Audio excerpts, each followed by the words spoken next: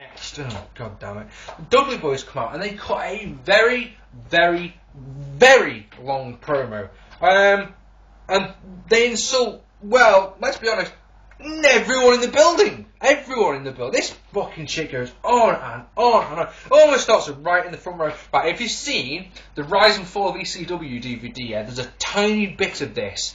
This little segment is on that DVD. Where the Dudley Boyz are talking about, you know, starting riots. They say, I think it's Devon says, did it ever go too far? No, Bubba says, did it ever go too far? Yeah, one time. This bit is that bit, basically. Yeah, it looks like the fans just want to kill him.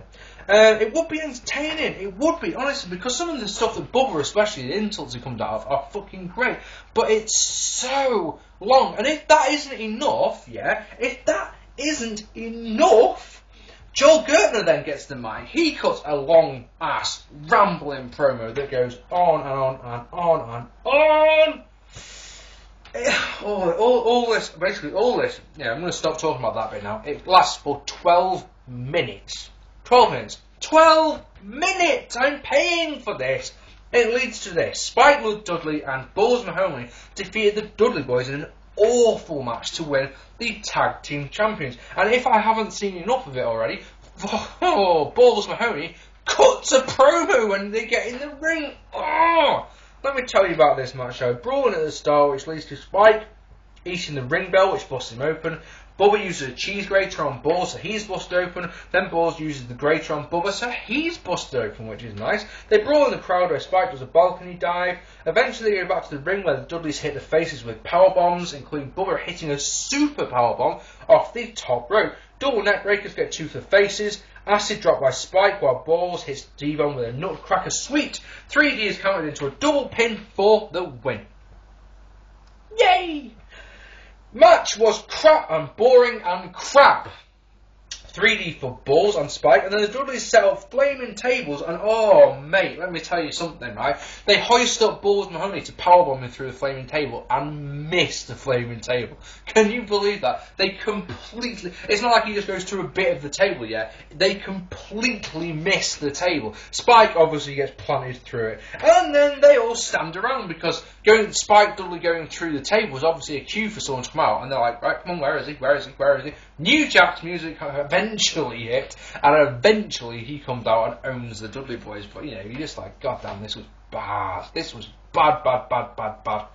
All kinds of bad. And it was, so, yeah, the match was 15 minutes long. And I've just told you about the highlights there. There was a lot of crap that went on in this match. And then we get something we don't want. We get something we don't need. Guess what we get? Go on, have a guess! We get a promo from Tommy Dreamer that goes on and on and on. It's like they don't have enough talent on their roster. That's what it feels like. It feels like this is a filler segment. Basically, the gist of it is that ECW is now has now got a TV deal with TNN, which is lovely. He runs down, instantly, he does a very, very weird thing. He runs down the other two pay-per-views that are happening in this month. He runs down WWF King of the Ring, and he runs down WCW Bash at the Beach. Now, if you want to do that, that's all good and well, but if you're going to do it, just don't, actually, because, let me tell you, this show did a 0.26 buy rate, right? Now, if you want to diss WCW Bash at the Beach 99, I won't have any objection at all. That show did a 0.39 buy rate, yes, but don't be dissing the King of the Ring. The WWF King of the Ring 99, in my opinion, is one of the single worst wrestling shows ever. It's so very, very bad, but that show did a 1.13. It absolutely annihilated you on the buy rates. Don't go dissing it, Tommy. You make yourself look like a bird. You really do. Basically, then he talks about ECW, and then it looks like he's going to retire. It looks like he's going to announce his retirement. It actually looks like he's going to start crying. But then Steve Corino comes out, and with Rhino and Jack Victory, and he talks. He talks for ages! He talks for so long! Stop talking, please! God, he talks. basically, they talk and talk until basically they start brawling, and then Francine hits Steve Corino with a Bronco Buster and a DDT and pins him. Don't know what that achieved. Yay! Then Tajiri comes out and starts attacking Tommy Dreamer, and it's Taz who makes the save, and that leads to Taz defeating Tajiri in an okay match to retain the ECW World title. This is a 10-minute match, and I've given it 2 stars. So Tajiri hits a nice Asai moonsault on the outside. He does kicks, and Taz does suplexes. That's the gist of this match. Taz does kicks. Sorry, Tajiri does kicks. You see, just want to make sure you're paying attention. Tajiri does kicks, and Taz does suplexes. That is the gist of this match, okay? Just so you know. No, I'm sorry. Even though you just heard, I just messed it up again, didn't I? Because no, let's do this one more time.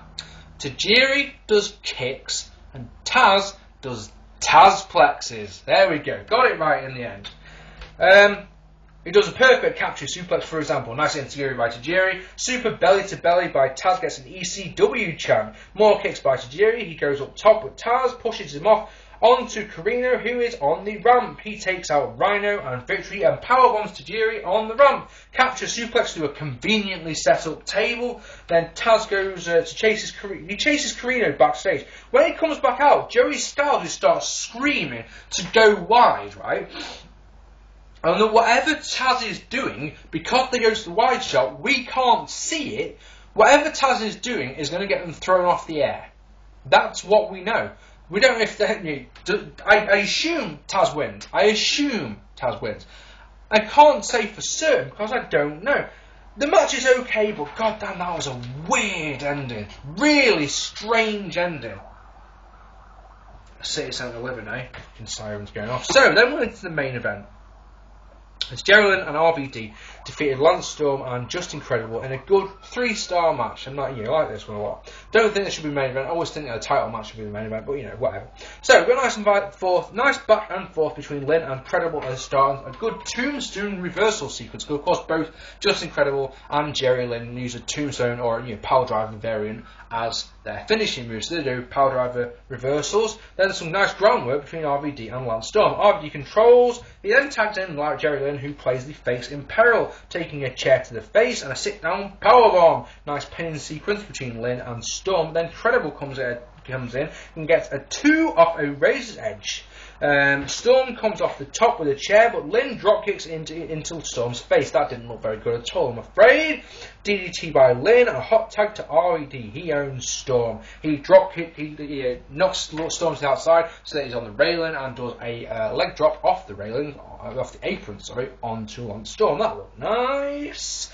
Bulldog off the top onto the ramp by Lynn as all 4 men brawl on the outside. Reverse DDT by Credible on the ramp by Storm. Reverse DDT by Credible on the ramp as Storm and Rhino? Rhino's not in this one, dickhead. Storm and RVD go at it in the ring.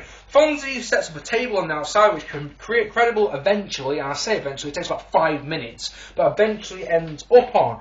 A chair is set up in the ring in just the right position so that if Sabu was there, for example, he could launch it. Stop it! I'm trying to do a vid! Thank you. Damn right. If Sabu was just happened to be in the ring, he could launch himself off the chair onto Credible, who's on the table. And what do? Sabu comes out, launches himself off the chair onto Credible, who goes through the table. Didn't see that coming. Fuck. 5-star frog splash on Lynn accidentally, but then Lynn sort of shrugs it off like it's nothing. Van Dominator and a Cradle Power Driver get the win. Solid match, but it's nothing special. It's not one of those ones that you remember a couple of months later. I'm sure I'll remember this match in a couple of weeks' time. Lynn and RVD and Sabu argue, and then they brawl to close the show. So, on this show, which was 2.5 hours long, by my count, there was an hour almost of promos. Almost an hour of talking shit. I don't want to see that. And the thing about it is other than the Jason versus Jazz match, this wasn't a bad pay-per-view in ring-wise, but because of all that promo, honestly, I'm going to have to knock 2 points off this one. So what would have been an 8 out of 10 show would have been a yeah, like this one, thumbs up show. Sorry, ladies and gentlemen, but this is only a 6 out of 10, unfortunately. So, I've been Mark P. I'd love to know what you think down here. If you haven't already, hit that subscribe button, and I will see you very soon. Take it easy.